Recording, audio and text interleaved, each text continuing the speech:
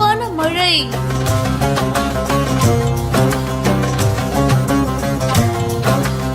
முருகனுக்காக கொட்டி கொடுத்த மக்கள்.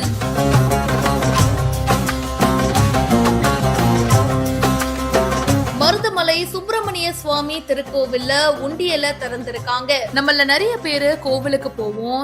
கோவில்ல போகும்போது மனசுல நினைச்சதை வேண்டிக்கிட்டு அண்ட் கோவில்ல பாத்தீங்கன்னா ஏதாச்சும் காணிக்க செலுத்துவாங்க. சில பேர் நேர்த்தி கடன் பண்ணுவாங்க. அந்த மாதிரி மருதமலையில இருக்கிற முருகன் கோவிலுக்கு நிறைய பக்தர்கள் வந்திருக்காங்க.